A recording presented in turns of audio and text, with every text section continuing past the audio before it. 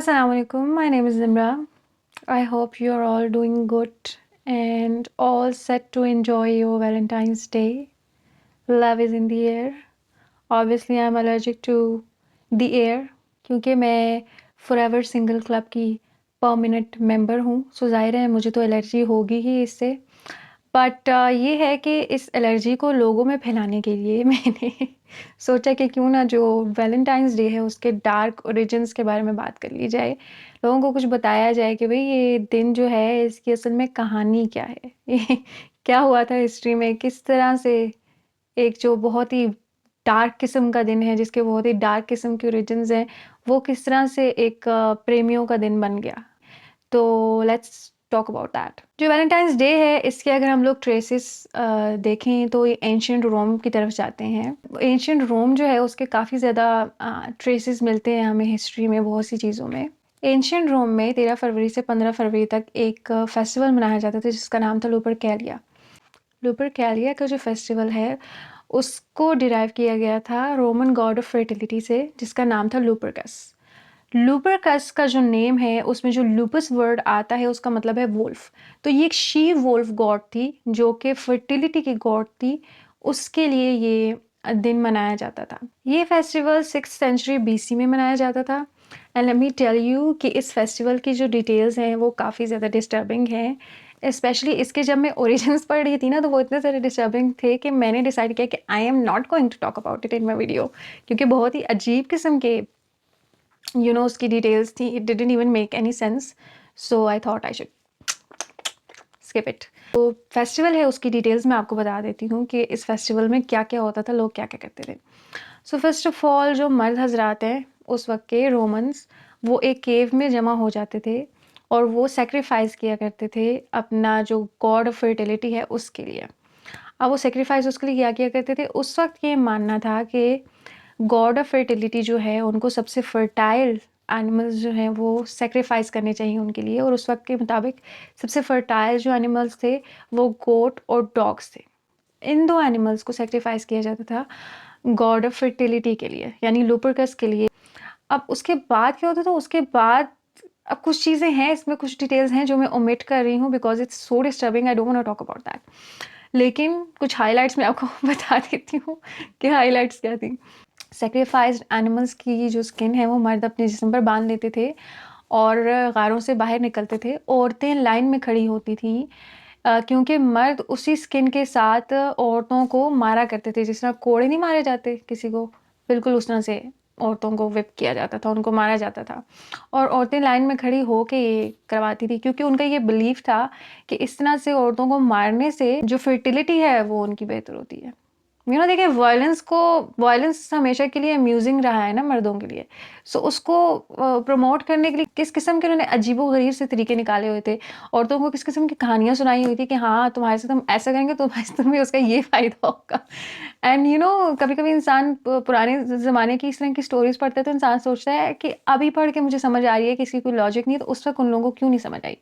फिर मैं जब अपने ज़माने के कुछ ढक्कनों को देखती हूँ ना, जो कि ढक्कनों वाली हरकतें कर रहे हैं, तो मुझे रियलाइज़ होता है कि हाँ, उस वक़्त के लोग फिर क्यों इस तरह की हरकतें कर रहे थे। एनीवेज़ यहाँ तक कहानी ख़त्म नहीं होती लुपरकैलिया की। लुपरकैलिया फेस्टिवल में एक और एक्टिविटी भी होती थी, उसका ताल्लुक मॉडर्न डे वैलेंटाइन्स डे के साथ है। लुपरकैलिया के फेस्टिवल में ऐसे होता था कि औरतें अपने जो नाम है वो एक जार में फेंका करती थी और मर्द उसमें से मतलब रैंडमली पिक किया करते थे एक नाम, और जो भी नाम उनके पास आता था उस औरत के साथ वो फेस्टिवल पूरा स्पेंड किया करते थे, ठीक है। और अगर दोनों की बात बन जाती है, दोनों एक दूसरे को पसंद आ जाते हैं, तो वो उनके पास 2 ऑप्शन होते थे। ये पूरा साल है, इस साल के फेस्टिवल से लेके नेक्स्ट ईयर के फेस्टिवल तक वो साथ स्पेंड कर सकते थे या वो शादी भी कर सकते थे। सो अक्सर इस तरह होता था कि कुछ कपल्स एक फेस्टिवल से नेक्स्ट फेस्टिवल तक साथ रहते थे और उसके बाद वो कोई नया रैंडम बंदा कोई ढूँढ लेते थे, और कुछ कपल्स शादी कर लेते थे और हमेशा साथ रहते थे। Happy ending. कुछ उस तरह ही जिस तरह आजकल भी होता है, कुछ लोगों की शादियाँ होती हैं वो मतलब ठीक रहते हैं और कुछ लोग मतलब नहीं ठीक रहते। सो क्रिश्चियनिटी के आने के बाद जो ये फेस्टिवल था, इसको बहुत ज़्यादा बुरा समझा जाने लगा। ज़ाहिर है बहुत ही डिस्टर्बिंग फेस्टिवल है, इसको अच्छा कौन समझेगा? लेकिन ये है कि क्रिश्चियनिटी के आने से इस फेस्टिवल को बैन कर दिया गया, इसको ख़त्म कर दिया गया। 5th सेंचुरी में पोप ग्लेशियस ने इस फेस्टिवल को ख़त्म किया और 14 फरवरी को सेंट वैलेंटाइन्स डे के तौर पे मनाया जाने लगा और एक दावत दी जाती थी इसके ऊपर, यानी खाना-पीना होता था इस दिन के ऊपर। अब यहाँ पे सवाल ये आता है कि सेंट वैलेंटाइन कौन था? मतलब उसके नाम पे क्यों दिन मनाया जाने लगा 14 फरवरी का? व्हाय? और ये था कौन? तो हिस्ट्री में 2 सेंट्स हैं वैलेंटाइन के नाम से। कुछ लोगों का ये मानना है कि ये 2 नहीं है, ये एक ही बंदा था जिसके साथ 2 अकाउंट्स एसोसिएट कर दिए गए हैं। कुछ लोगों का ये मानना है कि नहीं, ये वाक़ई में 2 लोग थे और इनका एग्ज़ीक्यूशन हुआ था एक्चुअली 14th ऑफ फ़रवरी को, ठीक है? अब क्यों हुआ था उसके पीछे भी स्टोरी है। तो वन बाय वन हम दोनों की बात करते हैं, ठीक है? Again I am saying that it is an assumption that it was a single person, लेकिन मैंने ज़्यादा अकाउंट्स में यही पढ़ा है कि ये 2 बंदे थे, वैलेंटाइन नाम ही था दोनों का और दोनों की एग्ज़ीक्यूशन 14 फ़ेब को ही हुई थी। अब जो पहला अकाउंट है सेंट वैलेंटाइन के बारे में, उसमें ये कहा जाता है कि तीसरी सदी में 3rd सेंचुरी में एक सेंट वैलेंटाइन नाम का एक बंदा था। उसने रोमन गॉड्स की पूजा करने से इनकार कर दिया था, उनकी वर्शिप करने से इनकार कर दिया था। वो क्रिश्चियनिटी को ही कंटिन्यू रखना चाहता था, जबकि जो एम्परर थे उस वक़्त के, वो ये चाहते थे कि वो रोमन गॉड्स को वर्शिप करे। उसने जब इस चीज़ से इनकार कर दिया तो उसे जेल में डाल दिया गया, यानी उसकी इम्प्रिज़नमेंट हो गई। अब जब वो जेल में था तो तब जेलर की बेटी उसे दुआ करवाने के लिए आया करती थी, उससे मिलने के लिए आया करती थी, जो कि नाबीना थी, वो देख नहीं सकती थी। तो सेंट वैलेंटाइन उसके साथ मिलके दुआ किया करता था और सेंट वैलेंटाइन की दुआ की वज़ह से, उसकी प्रेयर की वज़ह से ये माना जाता है कि उस लड़की की जो बीनाई है वो वापस आ गई थी, वो दोबारा देखने लगी थी। अब ये माना जाता है कि सेंट वैलेंटाइन को जो लड़की मिलने आती थी जेल में, जिसकी बीनाई वापस आई थी, उसके साथ उसको कोई दिल लगी हो गई थी, कोई उससे मोहब्बत हो गई थी, क्योंकि जिस दिन उसकी एग्ज़ीक्यूशन थी, उस दिन उसने जेल से उस लड़की को एक लेटर लिखा था, जिसके एंड में उसने लिखा था फ्रॉम योर वैलेंटाइन, जो कि आजकल भी होता है कि कोई लड़का है वो लड़की को कोई लेटर लिखता है तो वो उसमें एंड में लिख देता है फ्रॉम योर वैलेंटाइन। तो मतलब इट्स वेरी डार्क, अभी जब मैंने पढ़ा I was like people use it in some other way, but the story is so tragic. If that story is true, then it was so tragic that a man was dying and he wrote that before dying.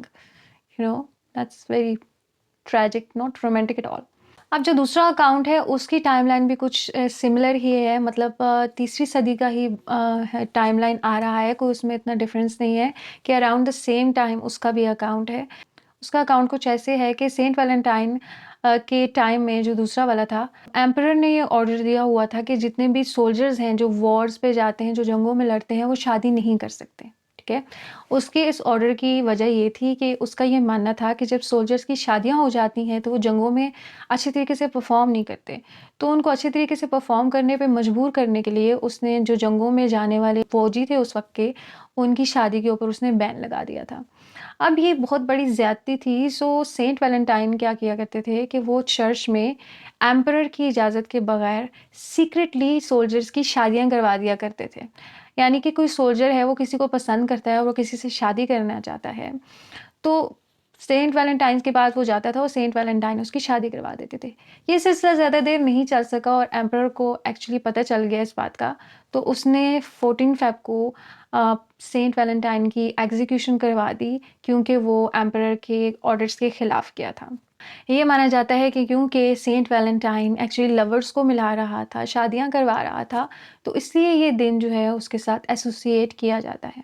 यहाँ तक कि जो Valentine's day की history है वो बहुत ही dark है, यानी इस तरह की हिस्ट्री नहीं है इसकी कि जिसको देख के बंदा कहे कि इसको प्यार के दिन के तौर पर सेलिब्रेट करना चाहिए। फिर सवाल ये पैदा होता है कि इतनी डार्क हिस्ट्री वाला जो दिन है वो किस तरह से प्रेमियों का दिन बन गया। इसकी वजह एक नज़म है जो कि जेफरी चॉसर ने लिखी थी 1382 में, जिसका नाम था पार्लियामेंट ऑफ फाउल्स। सो इस नज़म के मशहूर होने के बाद पहली दफ़ा 14 फरवरी को, यानी सेंट वैलेंटाइन का जो दिन होता था, उसको प्यार के साथ एसोसिएट किया गया, प्यार मोहब्बत के जज्बे के साथ एसोसिएट किया गया। वो इस वजह से कि इस नज़म में जेफरी लिखते हैं कि जो परिंदे हैं वो 14 फरवरी को अपना साथी ढूँढने के लिए, उससे मिलने के लिए जाते हैं और उसके साथ वो मिलते हैं 14 फरवरी को। सो इस पोम का एक्चुअली पैगाम ये था कि जो 14 फरवरी है वो प्रेमियों के मिलने का दिन है। सो इस नज़म के मशहूर होने के साथ लोगों में ये आइडिया मशहूर हुआ कि 14 फरवरी जो है वो एक्चुअली लवर्स डे है या प्यार मोहब्बत के लिए मनाया जाने वाला दिन है। लेकिन सिर्फ़ ये पोम ही इसकी वजह नहीं है, इसकी वजह दरअसल शेक्सपियर का काम भी है। हम सब जानते हैं कि शेक्सपियर के नॉवेल्स कितने मशहूर थे और शेक्सपियर ने एक्चुअली अपने काम में, अपने वर्क में, अपने नॉवेल्स में रोमांटिसाइज़ किया है 14 फरवरी को। शेक्सपियर का एक प्ले था काफ़ी फ़ेमस जिसका नाम था मिडसमर नाइट्स ड्रीम। उसमें दरअसल शेक्सपियर वही बात करते हैं जो कि जेफ़री ने अपनी नज़म में की थी कि जो परिंदे हैं वो अपने महबूब से मिलते हैं, अपने साथी से मिलते हैं सेंट वैलेंटाइन्स डे के दिन। और इसी प्ले में एक कैरेक्टर है जिसका नाम था ओफिलिया। ओफिलिया दरअसल एक गाना गाती है इस प्ले में जिसमें वो ये एक सुपरस्टिशन मेंशन करती है कि सेंट वैलेंटाइन्स डे की सुबह जब 2 मिलते हैं, 2 लोग मिलते हैं, तो इस बात का ये मतलब होता है कि उन दोनों का जो नसीब है वो साथ जुड़ा हुआ है, उन दोनों की जो राहें हैं वो जुड़ी हुई हैं, वो दोनों दरअसल आखिर में शादी कर लेंगे। ये एक सुपरस्टिशन थी जिसका वो ज़िक्र करती है और इस ज़िक्र की वजह से और इस एसोसिएशन की वजह से भी वैलेंटाइन्स डे के दिन को प्रेमियों के दिन के तौर पर जाना जाने लगा या उसकी एसोसिएशन स्टार्ट हुई हिस्ट्री में वैलेंटाइन्स डे की प्यार मोहब्बत के दिन के साथ। लेकिन तब तक सिर्फ़ उसका एसोसिएशन स्टार्ट हुआ था लवर्स डे के साथ। हम सब जानते हैं कि वैलेंटाइन्स डे के ऊपर जो प्यार का इज़हार किया जाता है वो भी एक रिचुअल होता है। तो ये रिचुअल एक्चुअली स्टार्ट हुआ था 16वीं सदी में। 16वीं सदी में सबसे पहला ग्रीटिंग कार्ड सामने आया था, बनाया गया था, जो कि किसी प्रेमी ने अपनी प्रेमिका के लिए लिखा था, अपने प्यार का इज़हार करने के लिए। 17वीं सदी तक यानी 17th सेंचुरी तक ग्रेट ब्रिटेन में ये बहुत ही आम हो गया लवर्स का एक दूसरे को लव नोट्स लिखना 14 फरवरी पे, एक दूसरे को पैगामात देना, हैंड नोट्स देना या फिर छोटी-छोटी चिट्ठियाँ देना, ये सब कुछ बहुत ज़्यादा आम हो गया था। उस वक़्त ब्रिटेन में पोस्टेज रेट्स भी बहुत कम थे, तो प्यार का इज़हार करने का ये बहुत ही अच्छा तरीका था। 16वीं और 17वीं सदी तक और 18वीं सदी तक ये चीज़ बहुत ज़्यादा कॉमन हो चुकी थी और लोग एक दूसरे को लव नोट्स लिखा करते थे। लेकिन हम सब जानते हैं कि वैलेंटाइन्स डे के ऊपर कार्ड्स बहुत ज़्यादा दिए जाते हैं। अब तो ख़ैर कम हो गया है बिकॉज़ अब सोशल मीडिया का दौर है तो अब लोग पोस्ट वग़ैरह लगा देते हैं। लेकिन एक ज़माना था जिसमें कार्ड्स बहुत ज़्यादा लोग एक दूसरे को दिया करते थे वैलेंटाइन्स डे के ऊपर। अब ये जो कार्ड्स का सिलसिला है ये शुरू हुआ था 1847 में जब एस्टर हॉलैंड नाम के सबसे पहली बार कार्ड्स मैन्युफैक्चर किए थे यानी कार्ड्स बनाए थे वैलेंटाइन्स डे के लिए स्पेसिफिकली।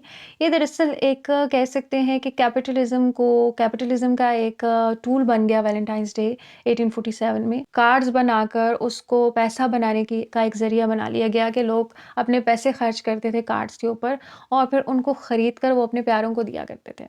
अब इसी ट्रेडिशन को एक्सटेंड करते हुए 1868 में कैडबरी चॉकलेट कंपनी के जो फाउंडर थे रिचर्ड कैडबरी, उन्होंने एक चॉकलेट बॉक्स मैन्युफैक्चर किया था, बनाया था पहली बार, जो कि हार्ट शेप में था। जो जिस तरह के आजकल हार्ट शेप में चॉकलेट बॉक्सेस होते हैं, उस तरह का बॉक्स था। पहली दफ़ा 1868 में बनाया गया था। उसको इंट्रोड्यूस किया और वो मार्केट में एक हिट साबित हुआ क्योंकि वो औरतों और मर्दों में काफ़ी ज़्यादा मकबूल हो गया और फिर उसके बाद लोगों ने एक दूसरे को वैलेंटाइन्स डे के ऊपर कार्ड्स और चॉकलेट्स गिफ्ट करना शुरू कर दिए। जहाँ तक रोज़ेज़ का सवाल है तो रोज़ेज़ का ये ताल्लुक़ है, रोज़ेज़ के बारे में 2 बातें हैं। एक तो ये है कि जो लुपरकैलिया का जो फेस्टिवल मनाया जाता था, जो उसमें सैक्रिफ़ाइस किया जाता था, उसमें जो ब्लड का कलर होता था, उसके साथ भी एसोसिएट किया जाता है रोज़ेज़ को, कि उस एसोसिएशन की वजह से रेड रोज़ को यूज़ किया जाता है अपने प्यार का इज़हार करने के लिए। क्योंकि उस वक़्त लोग रोमन्स जो हैं वो अपनी मोहब्बत का इज़हार अपने गॉड से वो ब्लड जो है वो सैक्रिफ़ाइस करके किया करते थे। Although it's a very disturbing association.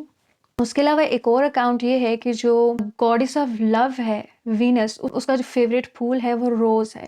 इस वजह से भी रेड रोज़ को यूज़ किया जाता है प्यार मोहब्बत के इज़हार के लिए और रेड रोज़ को सिंबल माना जाता है मोहब्बत का।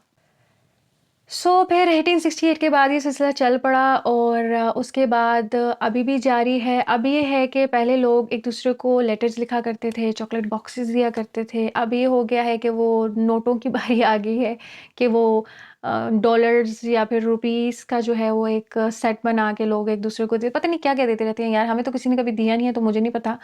उसके अलावा फ्लावर्स भी दिए जाते हैं, बहुत कुछ दिया जाता है और फिर उसके अलावा पोस्ट्स वगैरह भी लगाई जाती हैं। बहुत से एक्टिविटीज़ होती हैं जिनका हमें नहीं पता क्योंकि हमने कभी नहीं की।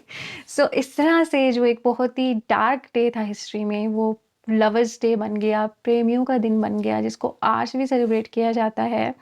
और मेरे ख्याल से करते रहेंगे लोग चीज़ों को सेलिब्रेट, क्योंकि लोगों को मैंने ये देखा है कि जितना भी आप लोगों को रोके ना, खुशियाँ मनाने का जो बहाना जब लोगों को मिलता है तो लोग उसको जाने नहीं देते, ठीक है? तो वैलेंटाइंस डे भी खुशियाँ मनाने का एक बहाना ही है सब लोगों के लिए।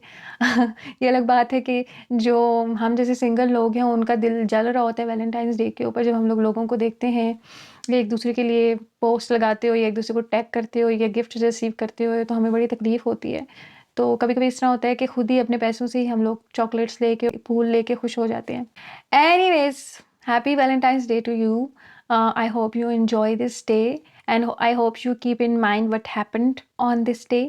Two innocent men were killed, okay, and many innocent goats and dogs were killed. ठीक है, ये बात भी आप लोग जहन में रखो। That was all from my side. Next time किसी और डिस्टर्बिंग स्टोरी के साथ मैं आऊँगी। Till then, bye bye.